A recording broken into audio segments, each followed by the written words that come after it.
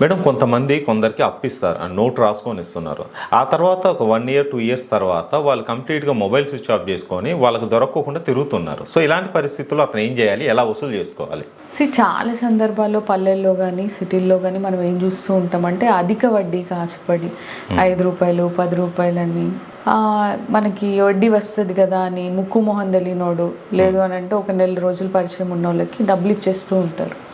Okay, వాడు తీసుకున్న తర్వాత 1 నెల వరకు బాగానే ఉంటాడు, 2వ నెల నుంచి మనకు కనిపించకుండా వెళ్ళిపోతూ ఉంటాడు. లేదు వాళ్ళ ఫ్యామిలీని అప్రోచ్ అయితే వాళ్ళు నాకు సంబంధం లేదు అన్నాము. అట్లాంటప్పుడు డెఫినెట్గా పోలీస్ స్టేషన్లో ఆయన మీద అబ్స్కాండింగ్ కేసు పెట్టి చీటింగ్ కేసు పెట్టచ్చు. ఓకే, డబ్బు తీసుకొని పరారయ్యాడు అని. దాంతోపాటు సివిల్ కేసు కూడా మీరు డెఫినెట్గా వేయచ్చు. బట్ నేను సజెస్ట్ చేసేది ఏంటి అని అంటే ముక్కు మొహం తెలియని వాళ్ళకి ఈ డబ్బు అప్పు ఇవ్వడం సరిగైన పద్ధతి కాదు. ఓకే,